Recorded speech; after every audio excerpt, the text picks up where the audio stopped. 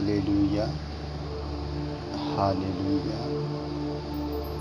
Hallelujah. यीशु के लहू की जय हो, यीशु के लहू की जय हो, यीशु के लहू की जय हो। आज हमारा टॉपिक है परमेश्वर की प्राप्ति। अगर हमें परमेश्वर की प्राप्ति चाहिए तो फिर हमें कैसे रहना है, इस विषय में आज मैं इस वीडियो को बना रहा हूँ।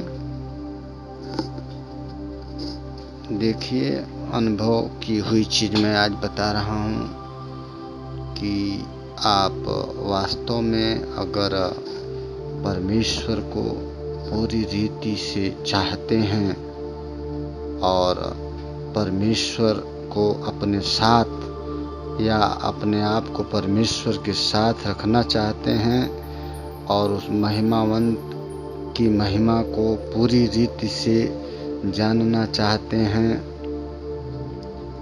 तो आपके हृदय पर सिर्फ परमेश्वर का राज्य होना चाहिए, न कि किसी और कोई और का।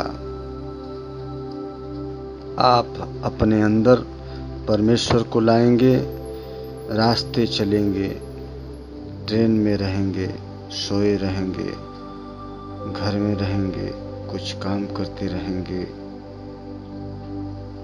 या जहाँ कहीं भी रहेंगे, बेशक आपके मुंह से दूसरा काम हो रहा है, हाथ से दूसरा काम हो रहा है, लेकिन आप अगर वास्तव में परमेश्वर के लायक बनना चाहते हैं तो आपकी आत्मा, जब भी आप अपने आप में झांक कर देखेंगे तो बेशक इस सांसारिक जीवन को जीने के लिए हमें काम धंधा करना जरूरी है। यहाँ अपने आबरू इज्जत को बचाने के लिए, अपने कुल की मर्यादा को रखने के लिए काम करना पड़ेगा। लेकिन सब कुछ करते हुए अगर हम परमेश्वर को भी प्राप्त करना चाहते हैं तो एक रास्ता है कि आप अपने आप को परमेश्वर में समर्पित कीजिए। रास्ते चलते समय प्रभु यीशु मसीह का जाप आपके मुंह से, अगर ट्रेन में बेशक आपके आजू बाजू के लोग बहुत शोर शराबा कर रहे हैं, कोई क्रिकेट का या कोई देश विदेश का या कोई राजनीति का बात करता है, आप उनके बीच में खड़े हैं, लेकिन उस समय भी आपकी आत्मा सिर्फ उस ओर लगी रहेगी कि जिसको आप प्राप्त करना चाहते हैं, न कि इनकी बातों की तरफ आपका कान जाएगा। सुबह और शाम दोनों वक्त जब आप अपने घर पे होंगे तो आपका मन प्रभु में लगा होगा, और जरा सी भी गलती अगर आपसे कहीं होती है तो आप गौ हत्या के बराबर समझेंगे, यानी आपको ठीक नहीं लगेगा। इस तरीके का अगर आपका मन आपको दिखाई देता है कि हो गया है, झूठ बोलने के तत्पश्चात आपकी आत्मा बोली कि ये क्या, अगर किसी से ईर्ष्या की आपकी आत्मा बोली कि ये क्या, किसी की बुराई कर रहे हैं ठीक है, लेकिन तुरंत बाद अगर आपकी आत्मा में हुआ कि यह मेरा काम नहीं है, मेरे प्रभु की शिक्षा के विरुद्ध है, इस तरीके से अगर आपका विचार, आपका मन, आपका हृदय में बदलाव आएगा तो सब मनुष्यों की तरह, बेशक आप वैसे ही मनुष्य हैं जैसे सब हैं, लेकिन समझ लीजिए कि परमेश्वर को समर्पित किया हुआ आत्मा, प्राण और शरीर निश्चित रूप से अलग हो जाता है और अगर आप परमेश्वर को 24 घंटा पूरे ध्यान में अपने काम धंधे को करते हुए और उसकी ओर अगर चित्त लगाए रहते हैं, तो ये जान लीजिए कि कोई भी ऐसा काम इस संसार में पल पल जो होता है वह परमेश्वर को नहीं मालूम है, ऐसा नहीं है। एक एक बातों का हिसाब परमेश्वर के पास है। और अगर आप आधा घंटा ही परमेश्वर के ध्यान में बैठते हैं तो प्रभु को मालूम है। सबसे बड़ी चीज होती है चाहत। अगर आपने निश्चय कर और अपने मन में ठान लिया और चाहत रख दी कि बस मैंने जी लिया संसारिक जिंदगी, और अभी जो संसार को रचने वाला, संसार का सृजनहार, जगत का परमेश्वर, संसार का उद्धारकर्ता, जीवन की ज्योति, सर्वज्ञ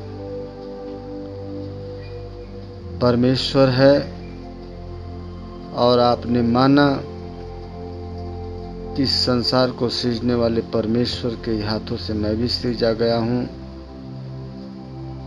परमेश्वर मुझ पर अनुग्रह करें, इस विचार से आप अपने परमेश्वर के ऊपर प्रीति रखकर, सच्ची प्रीति रखकर, और उस परमेश्वर ज्यादा दिन नहीं, सिर्फ 6 महीना 3 महीना आप अपने आप को पूरी रूप से समर्पित कीजिए। अभी समझ लीजिए कि एक ही वस्तु है और उस वस्तु को आधा मैं पकड़ा रहूं और आधा आप पकड़ा रहें, तो न वो मेरी है और न आपकी है। वैसे ही आप संसार को भी अपने आप को दे रहे हैं और परमेश्वर को भी अपने आप को दे रहे हैं, तो निश्चित रूप से न तो आप संसार के ही हैं और न परमेश्वर के ही हैं। एक तरफ होना है। अपनी बुद्धि, अपने मन, अपने विचार, अपने प्राण, अपने आत्मा से अगर आप अपने आप से समझौता कर, विचार कर, संकल्प करके और उसी परमेश्वर को साक्षी मान करके अपने सारे अपराधों को उसके सामने मानकर, पश्चाताप कर, क्षमा करके, और अगर वाचा बांधते हैं कि मैं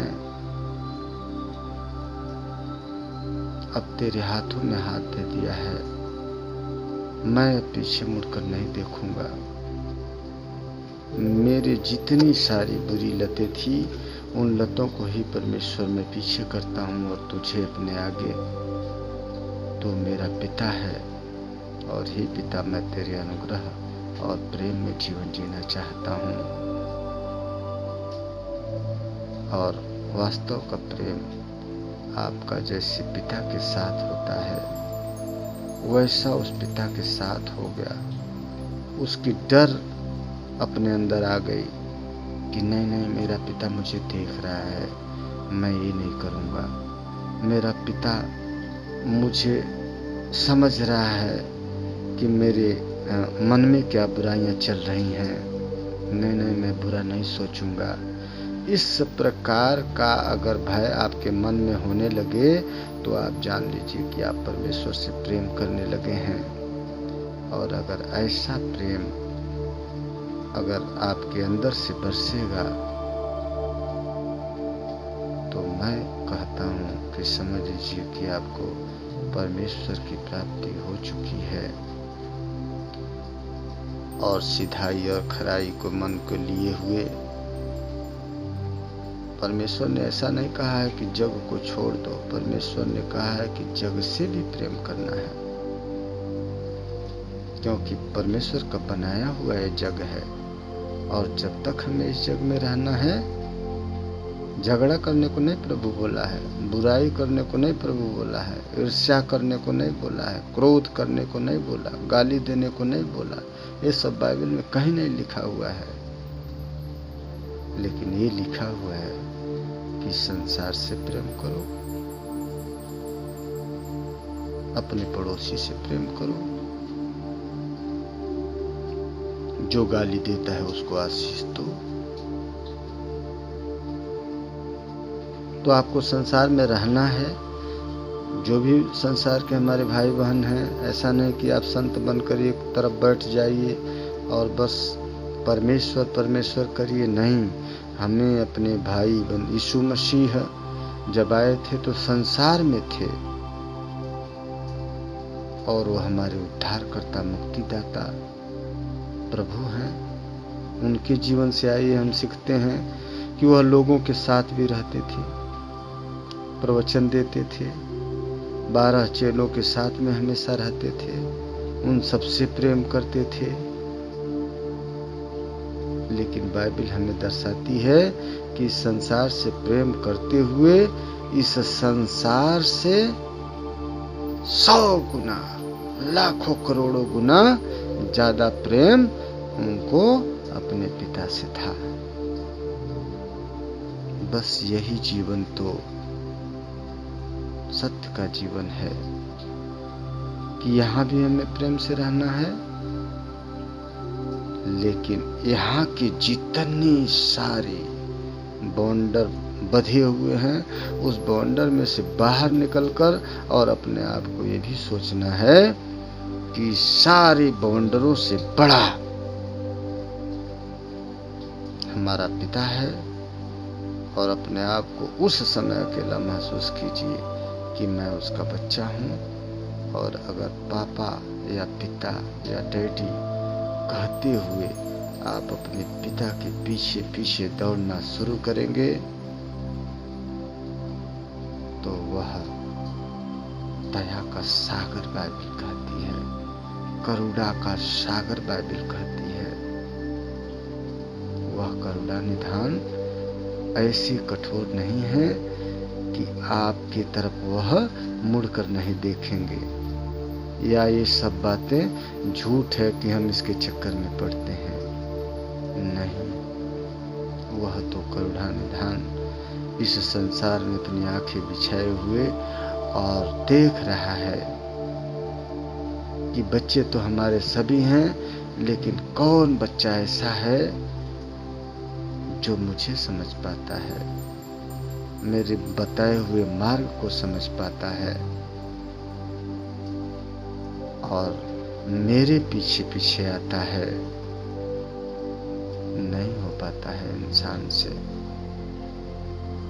लेकिन मानव जीवन परमात्मा ने हमें दिया है तो सोचने समझने की जो शक्ति मुझ में आ गई है, संसार को जानने का, भगवान को जानने का, क्या बुरा है क्या भला है जानने का अवसर जब बाइबल हाथ में आ जाती है और हम बाइबल में समाते हैं तो उस ज्ञान को प्राप्त कर पाते हैं और उसी समय हम संसार से अलग होने का निश्चय कर पाते हैं।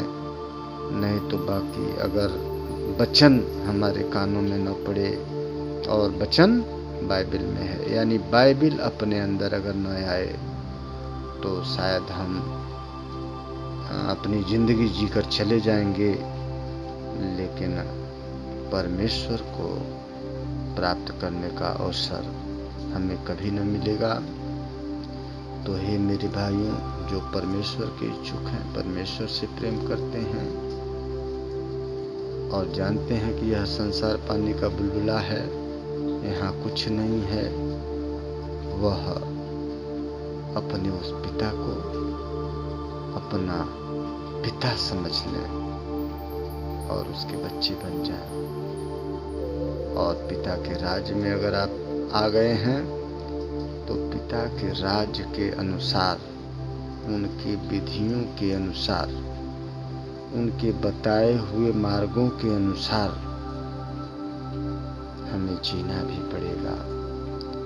और अगर हम जीते नहीं हैं वैसा और पिता पिता करते हैं तो फिर हम पिता से प्रेम कहाँ करते हैं। और पिता प्रेम का भूखा है। जो उनकी आज्ञाओं को मानेगा वह पिता से प्रेम करेगा। जो पिता को इतना याद करे कि सोचे कि शायद मेरे इतना इस संसार में कोई पिता को याद नहीं करता है। अगर ऐसी भक्ति आपके अंदर है तो क्या पिता आपसे भी बड़े ज्ञाता और बुद्धिमान नहीं है कि वो आपके प्यार को समझ न पाए। तो हे सज्जनों, हे प्रियों, मैं आपसे अनुरोध करता हूँ कि मानव जीवन को सफल बनाने के लिए हमें परमेश्वर की शरण लेनी चाहिए और पूरी रीति से समझ बूझ कर और जानकर उस फाटक में प्रवेश करना चाहिए।